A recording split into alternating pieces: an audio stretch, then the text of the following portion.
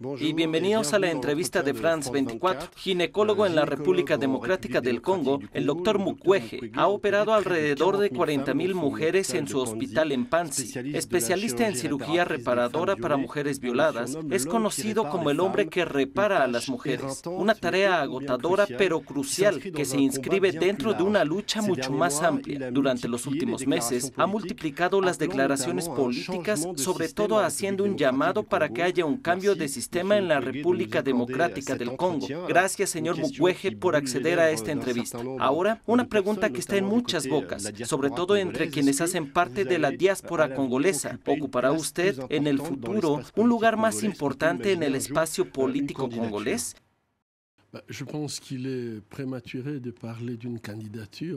Creo que es prematuro hablar de una candidatura en un sistema en el que ni siquiera se habla de elecciones. La Constitución simplemente se dejó de lado. Entonces creo que hoy en día nuestra lucha no está enfocada en el poder. Nuestra lucha tiene que ver con la conquista de nuestra libertad, con la conquista de la justicia y la dignidad perdidas del pueblo congolés. Usted hace un llamado a la movilización de la sociedad civil. ¿De qué manera puede llegar a manifestarse esta movilización?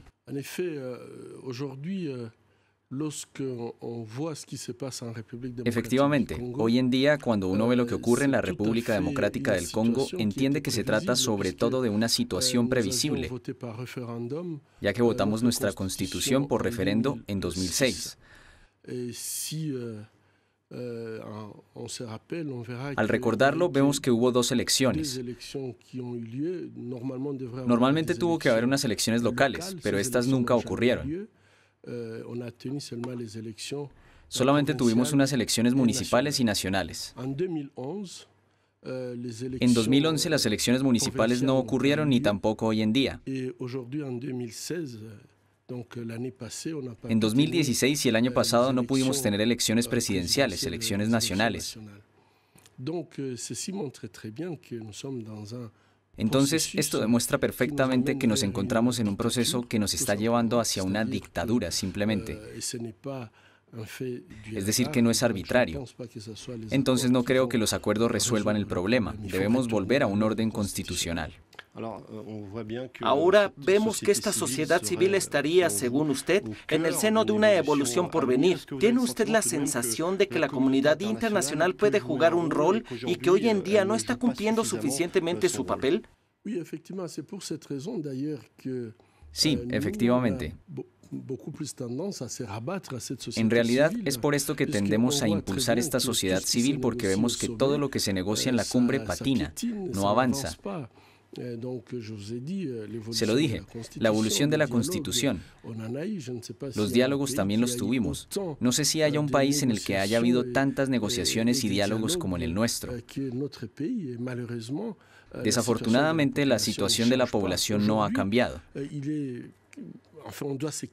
Hoy en día es necesario cuestionarnos, es decir, ¿vamos a seguir discutiendo en la cumbre o sería necesario que la base se haga preguntas en relación a su futuro, en relación a las generaciones venideras y que sea la base quien se encargue y esta base es la sociedad civil?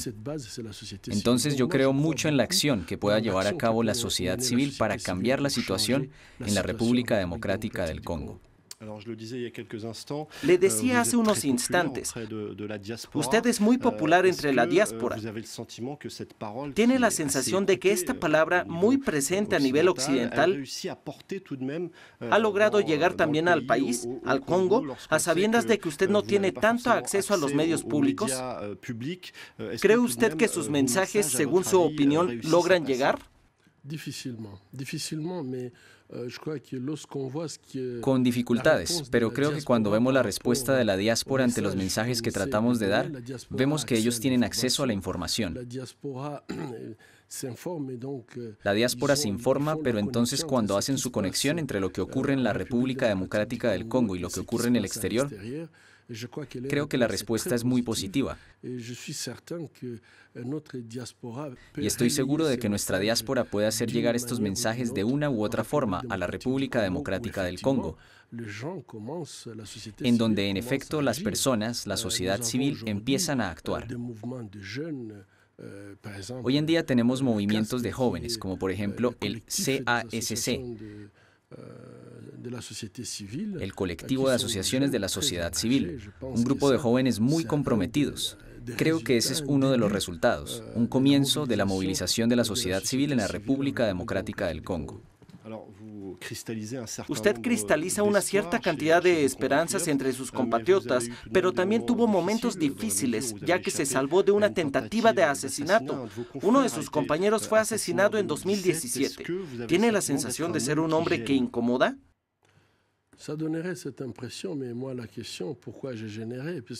Podría parecerlo, pero la cuestión es, ¿por qué sería yo alguien que incomoda?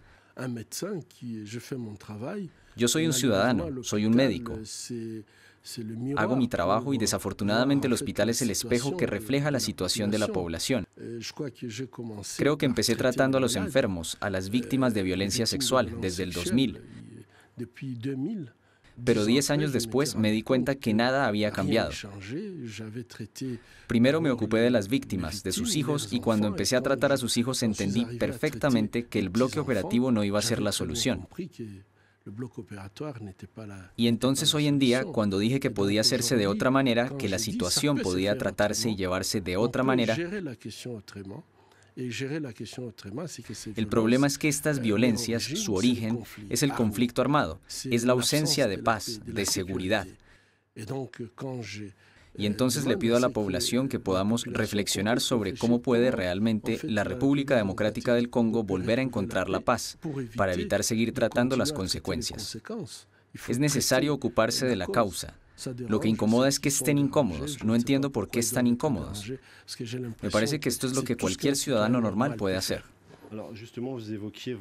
Justamente ahora usted hablaba de sus primeros compromisos. ¿Qué sintió cuando a finales de los años 90 descubrió la amplitud de esta barbarie que afectaba a las mujeres? ¿Qué piensa sobre esto? Creo que al principio no podía imaginarme ni por un segundo que el hombre fuera capaz de comportarse de esta manera ante su semejante. Me impresionaba lo que veía. E imaginaba que era una barbaridad, una locura que ocurría durante la guerra, cuando las personas han perdido completamente la cabeza. Desafortunadamente, unos años después me di cuenta que más bien se trataba de una estrategia de las guerras que funciona muy bien. Y que además existe en otros países. Absolutamente. Creo que cuando empezamos a llamar la atención sobre esto no lo habíamos entendido del todo. Pero hoy en día es evidente. La violación no es simplemente un acto sexual sin consentimiento. Se ha vuelto un acto de terror, un acto para desmovilizar a una población,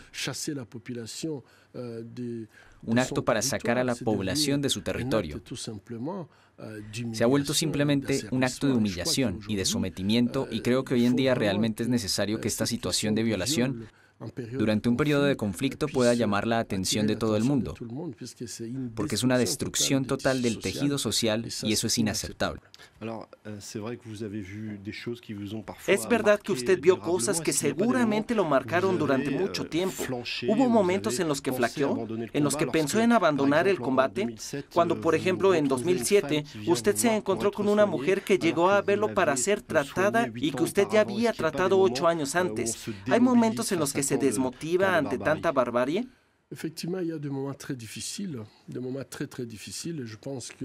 Efectivamente, hay momentos muy difíciles, momentos muy difíciles. Ya he pasado por 2 momentos en los que realmente me pregunté si debía seguir ahí. ¿Por qué debía seguir haciendo lo que estoy haciendo? Y esto ocurrió cuando traté a un niño de 2 años. Ya había tratado a su madre, la había curado. La misma madre fue producto de una violación. Para mí esto fue el límite de lo que es aceptable. Creo que también ocurrió cuando fui atacado en mi casa y que mataron a mi amigo ante mis hijos y ante mí también. Creo que en ese momento pensé que mi lugar no era este, que debía irme. Y fue la primera vez que me fui del país con la intención de no regresar a la República Democrática del Congo. Hay un elemento sobre el que usted ha hablado en varias ocasiones. En el Congo, las mujeres que son atacadas con frecuencia provienen de una región muy rica en coltán. Es un mineral muy utilizado en nuestros computadores portátiles o en nuestros celulares. ¿Habría una manera de hacer algo al respecto a nivel internacional?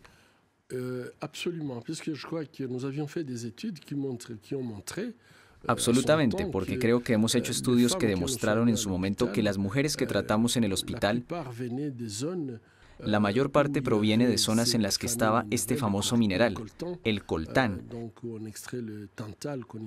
Entonces se extrae del tental que se utiliza en nuestros aparatos electrónicos.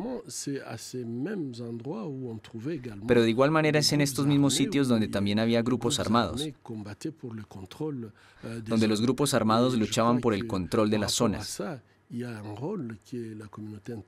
Y creo que ante esto hay un rol que la comunidad internacional puede tener. De hecho, todos nosotros podemos tenerlo porque anteriormente hemos visto que el mundo se movilizó contra una práctica y que hubo cambios. Vimos, por ejemplo, a los niños en Asia en las fábricas textiles. Ante esto, las personas hicieron campañas para boicotear la ropa. Hoy en día no se puede boicotear la tecnología porque vivimos con esta tecnología. Pero si hay una voluntad política, existe la posibilidad para controlarlo. Aún más porque la región implicada produce por sí sola casi el 70% de este mineral. Entonces, si hay una voluntad política, es posible hacerlo. Es posible hacerlo porque de todas maneras se trata de una zona circunscrita. Bueno, muchas gracias. Desafortunadamente estamos llegando al final de esta entrevista. En todo caso, a pesar de que no quiso decirnos si se involucrará más en la política, entendimos muy bien que para usted el combate continúa. Un combate que tiene muchas facetas. Gracias por su tiempo. Gracias a ustedes por sintonizarnos. Continúa la información en France 24. Merci.